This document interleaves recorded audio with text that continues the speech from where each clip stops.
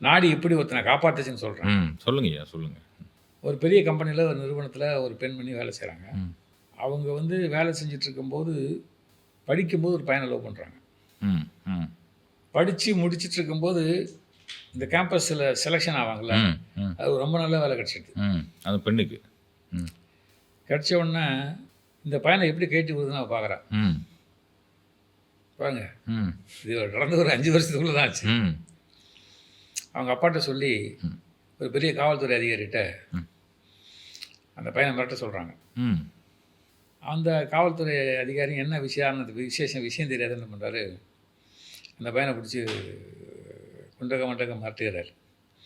அந்த பையனுக்கு ஒன்றும் புரியல. நேற்று வரைக்கும் நல்லா தான் பேசிகிட்டு இருந்தா, நேற்று கூட நம்ம போய் ஹோட்டல்லலாம் காஃபி டேலெலாம் போய் சாப்பிட்டோமே வச்சு இன்றைக்கி காலையில் போலீஸ்காரை கூப்பிட்டு மாட்டுறாரு சொல்லிட்டு அந்த பையன் உடனே என்கிட்ட விடையானான். அங்கிள் இது மாதிரி ஆகிப்போச்சு. என்னடா இப்படி சொல்கிற இருடான்னு சொல்லிட்டு இதை எப்படி எனக்கு ஹேண்டில் பண்ணுறதுன்னு கொஞ்சம் ஒரு 10 நிமிஷத்துக்கு. ஏன்னா அவர் பெரிய காவல்துறை அதிகாரி, அவருக்குமே விஷயம் தெரியாமல் அவர்கிட்ட போய் நம்ம போய் பேச போய் இன்னும் பிரச்சனை அதிகமாகிடும். நம்ம அது வந்து இந்த முள்ளு பாலப்பட்ட சேலை எடுக்கிற கதையாகி போச்சு என் கதை. அப்புறம் வந்து அரவிந்த் சாமிகிட்ட உடனே அப்போது ஃப்ரீயாக இருக்கீங்கன்னு கேட்டேன், கூப்பிட்டு போயிட்டேன்.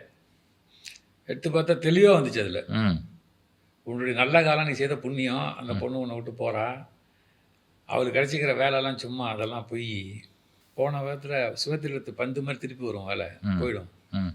நீ உனக்கு நல்ல எதிர்காலம் இருக்கா, நீ வந்து அது மாதிரி பச்சையங்கில் கையெழுத்து போடுற வேலை எனக்கு கிடைக்கும், நீ கூட வந்து ஐயாவோட பேச்சை கேட்டு ஒழுங்காக இதை பற்றிலாம் கவலைப்படான்னு சொல்லி வந்துச்சு.